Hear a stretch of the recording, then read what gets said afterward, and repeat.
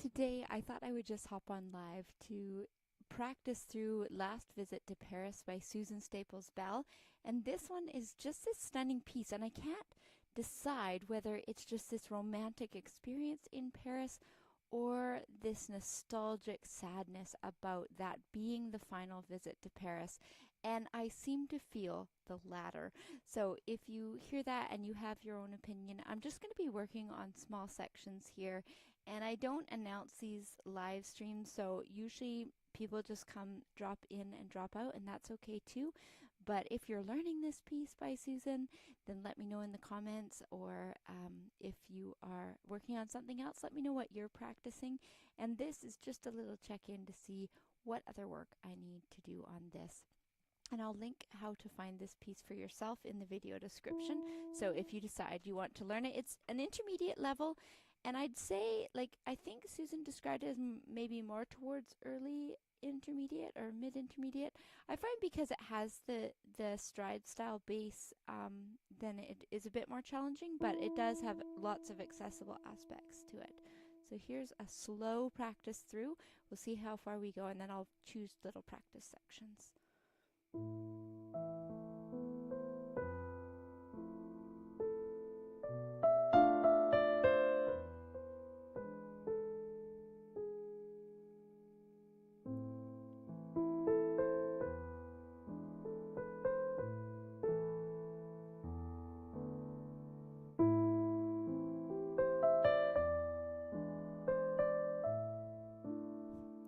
I love how I was thinking in the middle that I do want to choose a fingering that supports the whole phrase. So I'd probably choose that, so I'll try entering into that again.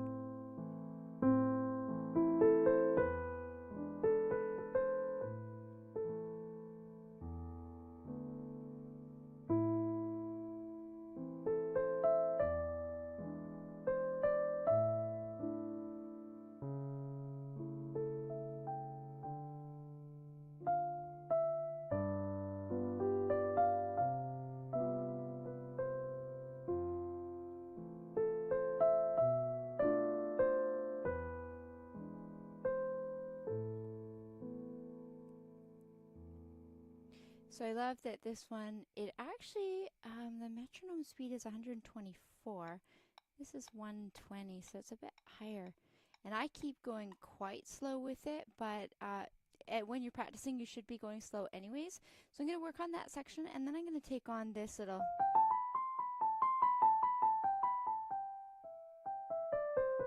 There's a section at the end that's really, really beautiful and has a spontaneous feel.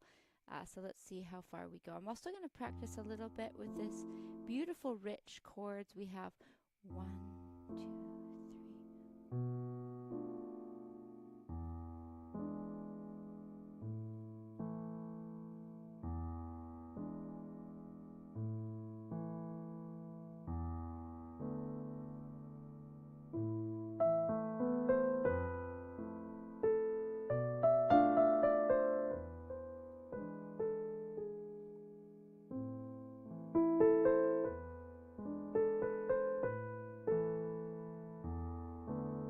Trying a bit faster.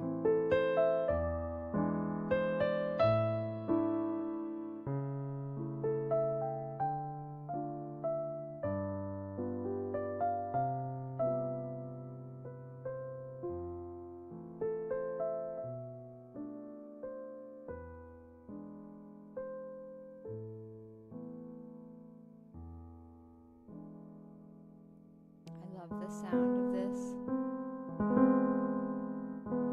With the C at the top is so beautiful.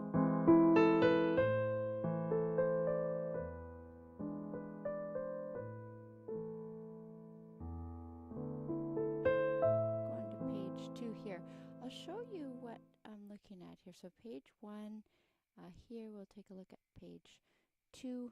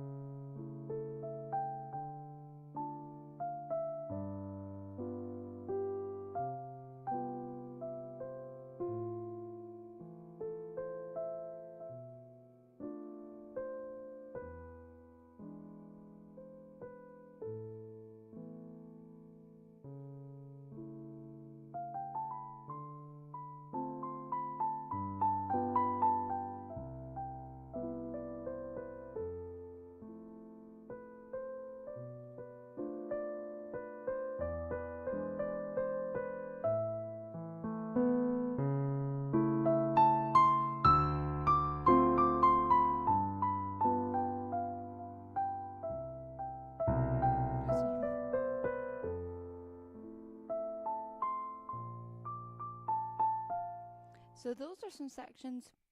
When I'm playing it through the first time after a long while, I start to think about like what are the sections that I'm going to slow right down and take a look at it. So if you are practicing or you're thinking about ideas for student practice, with this one, I love taking a peek at the different phrase lengths because we have these beautiful long ones like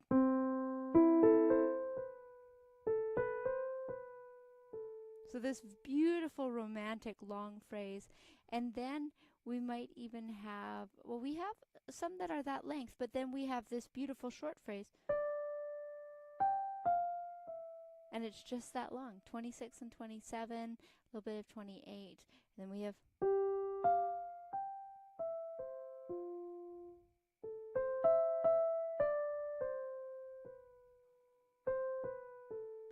so when you have those irregular phrase lengths, I just think it sounds so musical to take that into consideration as you're learning or as you're learning it yourself or working alongside a student. So that's something that I love to do.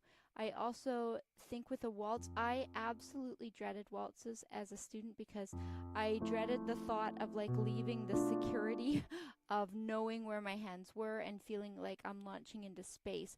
And I noticed just as an adult player now that one of my like toxic traits is I get really expressive with it, so I often like give a lot bigger of a leap than I need to. And if you are going at a faster tempo, I'd be trying to make sure that I was being efficient with that motion. So for students and for teachers, that might be something you consider in this waltz. And it's another reason why, though I don't play waltz like this fully through with a metronome, it would drive me to the brink of insanity. I do check on the goal tempo because if I knew that this was going at half speed, I could just really lounge around in those chord changes. But if I know that it's supposed to go faster, it kind of makes sure that I'm more efficient with those landings. At the same time, though, you are trying to keep the wrist moving and in motion and comfortable, so that's always a priority. And for some students, it might mean playing slower to make sure the technical aspect is intact. And of course, this is very musical and lyrical. I just love everything about this piece, and it's so well crafted. And it's also, I love how Susan says a la jazz waltz. So it has these very jazzy sounds, and you can kind of find those seventh chords in here, and some just magical ways that Susan has created such a mood with this piece. So I'll play maybe from measure, if you have the music yourself, I'll play maybe from measure 28 here and see where it's at.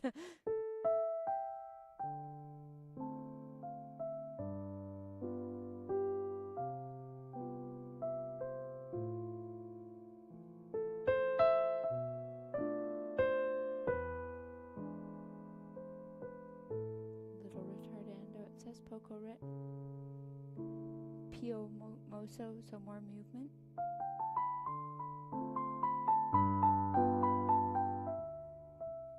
I'd be working on my landings there too.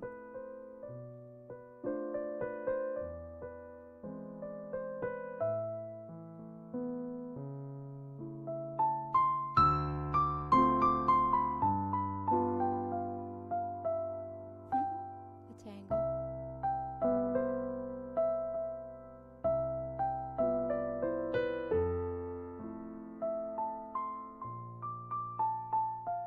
We go on to the next page. So in this, I can tell that for a couple reasons, but I'm definitely needing to reinforce where the bass is going. So we've got this D to G to C to F to B to E to A to A sharp. So sometimes having the outline of it, and this is at a measure 36 or 37 when that bass line, sometimes that's so helpful for me, just that analytical sense of where I'm going, and we've got all these just stunning chords to follow. So I'll do that again slower in the spirit of actually practicing. And it's good for me to be able to practice live because I'm trying to work through some of the adrenaline of live performance, and it's a bit odd to like put the unpolished stuff on live, but hopefully you'll be able to learn along too. And it's just kind of a fun experience to show the process of learning something, even if it's a piece that I can kind of sight read through, but it still takes some polishing to have it sound really great.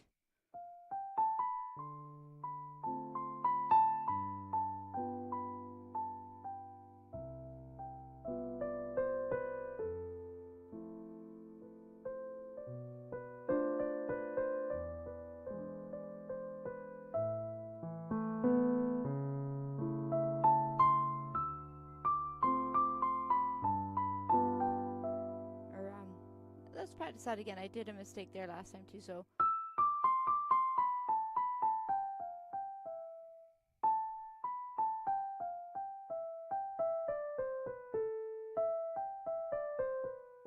And again, here is all about having the right finger planning.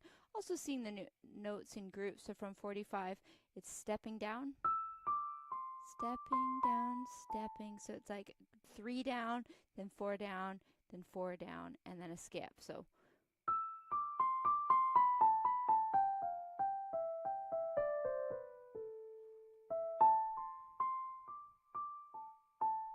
I love that section with these 2-note slurs, accent, staccato, down, off, and that just has this beautiful romantic sound when you're playing through. So of course, these are the sections that I'll now take and really reduce the tempo, play it slow and at ease, work on just adding life to it with the security of it. But let's take a look at page 3 because we're live here, and we'll see what that page sounds like. So it comes from that like 2. And I love this, like you're dropping like from an E and then an E. And with finger 5, I feel like you need a lot of arm weight and then gentleness to not like ram the finger 3. I don't know if that makes sense to you, but that's something that I'd be thinking of. I've also had that kind of brain bleed thing where I have a weaker right hand, so it's helpful for me to think of not overtaxing it.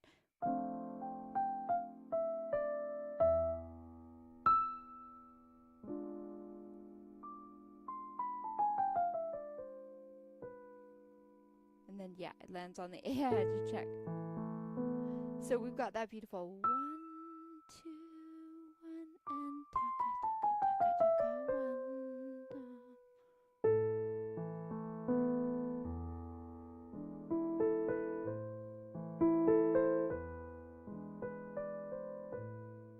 the return of the A section.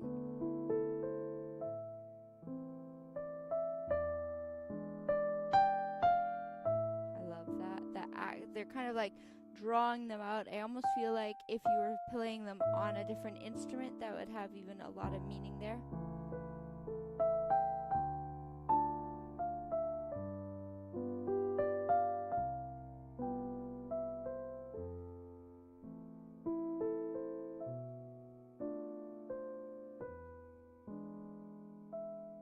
And I love this like beautiful chord. It's got, I wouldn't play it like this with the fingers all spread out. I would usually use my thumb for that, so depending on your hand, but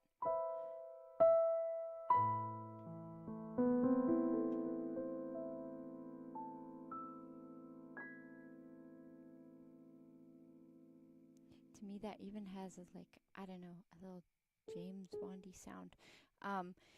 So that is just this stunning piece, and I can't wait to get the full thing recorded for the channel. So I'm just going to go through, I'll play it again. I'm going to go really slow because it's easy to rush and try to get it sounding like at speed, but I really am not quite making the leaps come together well enough.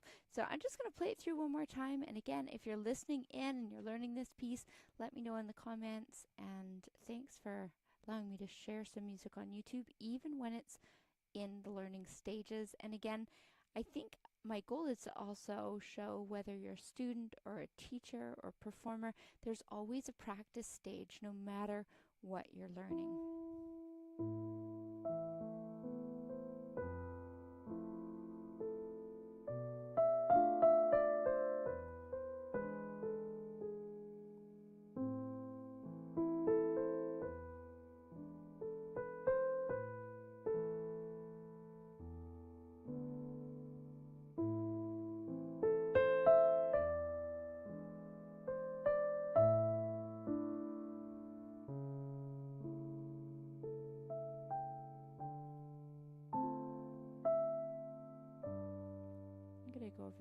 time.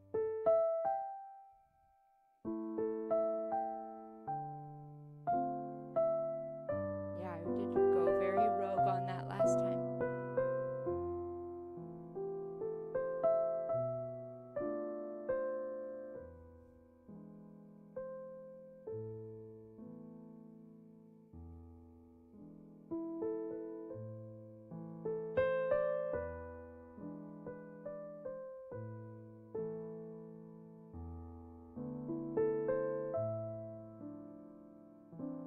Let's practice that landing.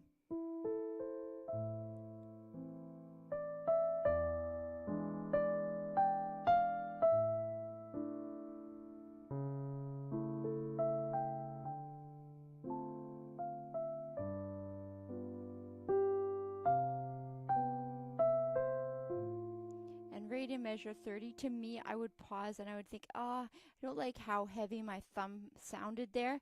And again, sometimes you'll breeze through things and think, it's okay, I can address that the next time through, but just as a point of interest. So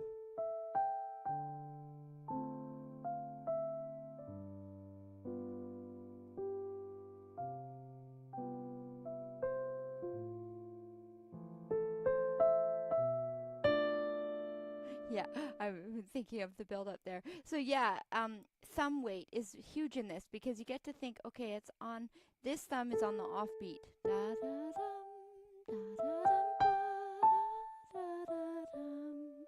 Offbeat meaning like it's on the weak beat, so it's on beat 3. La da dum, ba da dum. And in measure 32, you're landing on the F with your thumb. So you're going to be tempted to have it loud. It's at the beginning of a measure, but it's actually at the end of the phrase. So we have dum.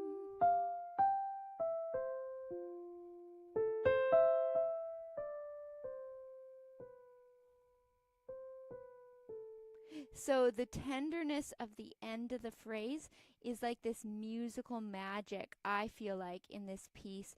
And just watching for that. And that's something that can be really magical for students too. If they're thinking, oh, wow, the weight of my thumb and how I play technically actually makes a really big impact on the music. So you might be able to also like play it in the opposite, like da da da da da da da.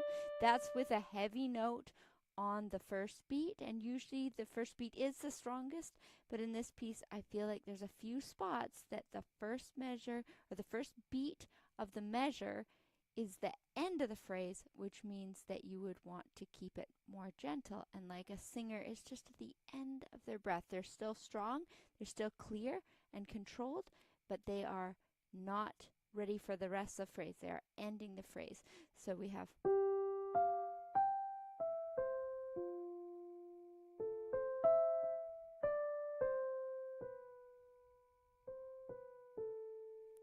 just everything about the melody of this is really beautiful. One of the melodic challenges for students is that you'll be learning more in the ledger lines, but they're all beautifully thought through in sometimes a chord pattern, like you have da da da da, and you've got this kind of A minor seventh here.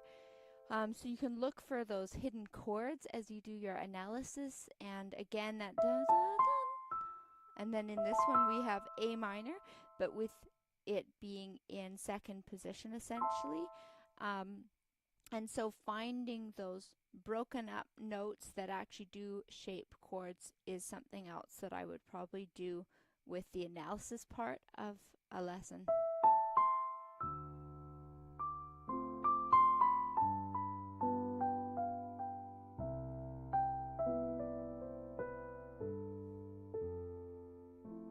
So we go C.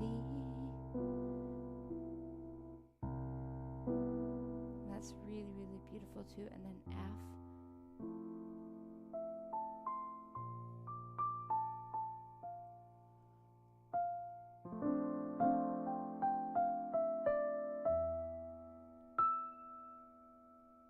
And I think probably you should be playing with the E here. I find because that side of my hand's weaker, sometimes I cheat and do, I like the balance of like,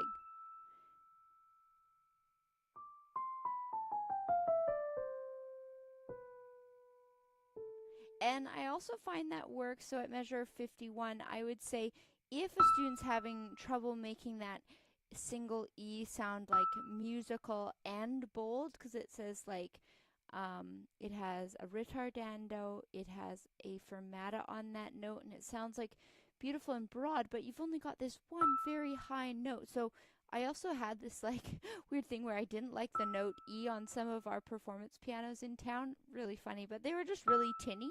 Anyways, that's a whole other side issue. Do you have a note that you don't like? You can let me know in the comments if you have like an octave or something. So this is my like feared E. Anyways, in this context, it sounds really good, and we can also place it. And then for me, I would do a little finger transfer because there's lots of time.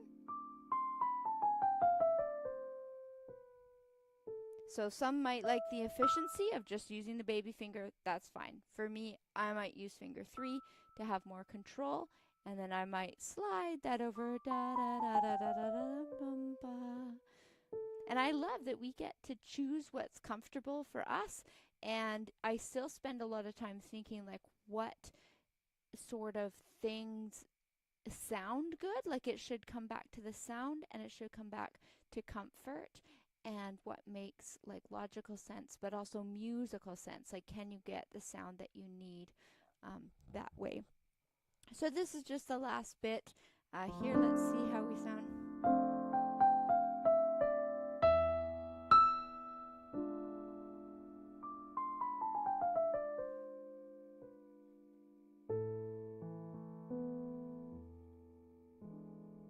And it's actually the C there, so I got to be careful of that too.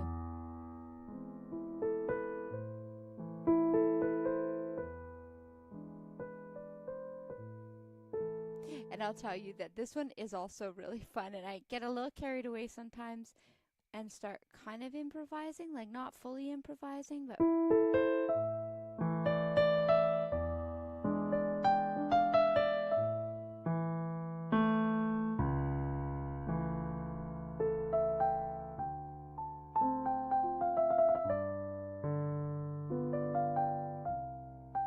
yeah, so there's so many opportunities here. Anyways, it's a beautiful, beautiful piece, and I hope you explore this piece by Susan Staples Bell. I know that there might, maybe no one in the beautiful world of YouTube will hear this one, but that's okay too. So I hope that if you do listen in, it'll encourage your own music practice and give you some inspiration to learn or teach this piece from Susan Staples Bell.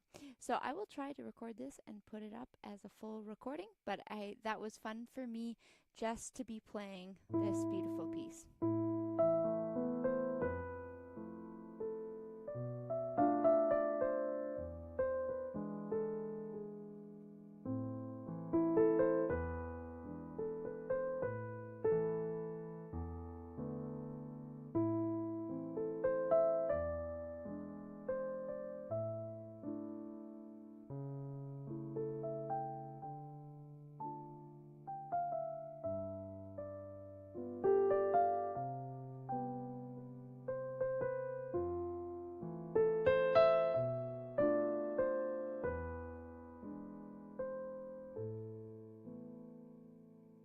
Yeah, so that is just such a great one. And so thanks for dropping by. I was just wrapping up this live stream because one of my little ones has to go to bed. So I will hope to see you next time. Let me know in the comments if you know this waltz by Susan Staples Bell. It's called Last Visit to Paris. And if so, I hope it's one that you'll be learning and sharing as well. And if not, thanks for dropping by. We'll see you next time.